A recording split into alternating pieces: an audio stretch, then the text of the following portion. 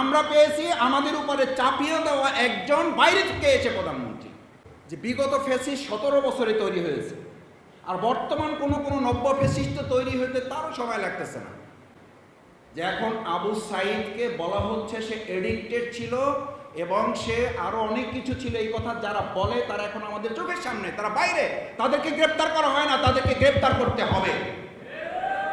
না হলে আপনি নিশ্চিত থাকেন আপনাকেও কালকে গ্রেপ্তারের জন্য, আপনি জুলাই যোদ্ধা পরিচয় দেবেন, জুলাই কার্ড দেখাবেন, আপনাকে গ্রেপ্তারের জন্য ব্যবস্থা করা হবে। কারণ কোনো ফ্যাসিস্টই, আমি তো বরং অবাক হই যে বিগত ফ্যাসিস্ট 17 বছরে তৈরি হয়েছে, আর বর্তমান কোনো নব্য ফ্যাসিস্ট তৈরি হতে তারও সময় লাগতেছে না।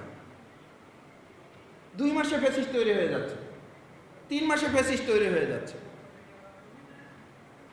আমাদের পার্শ্ববর্তী একটা রাষ্ট্রে তারা পেয়েছে জুলাই থেকে মানে তৈরি হওয়া বালেন্দ্র শাহ, সে এসেই প্রথম প্রাইভেট স্কুলগুলো বন্ধ করে দিয়ে একটা যুগান্তকারী সিদ্ধান্ত নিয়ে বলল, সরকারের আমি মন্ত্রী, আমার সন্তানও এই সরকারি স্কুলে পড়তে হবে বাধ্য, আমার শিক্ষামন্ত্রী, নকল করা যাবে না, পড়তে হবে। এই ডায়লগ দিয়ে আমাদের তরুণদেরকে এখন ট্রোলের মুখে পড়েছেন। কই, আপনি তো এরকম একটা যুগান্তকারী সিদ্ধান্ত নিতে পারলেন না। কারণ আমরা বালেন্দ্র শাহ পাই নাই, আমরা পেয়েছি আমাদের উপরে চাপিয়ে দেওয়া একজন বাইরে থেকে এসে প্রধানমন্ত্রী, যাকে ডক্টর মাহমুদুর রহমান বলেছিলেন, আমার কথা না, ডক্টর মাহমুদুর রহমান বলেছিলেন, জনাব তারেক রহমান আপনি বক্তব্য দিয়েছেন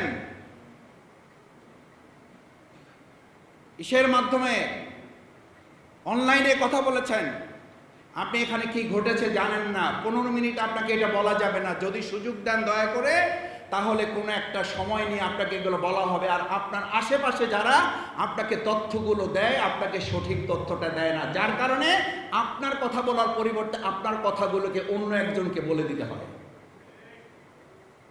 আবার যে বলে সেও আবার আরেক জায়গা থেকে যুক্ত হয়ে বাংলাদেশে ওখানে গুম থাকা অবস্থায় কথা বলেছেন বলে কথিত আছে।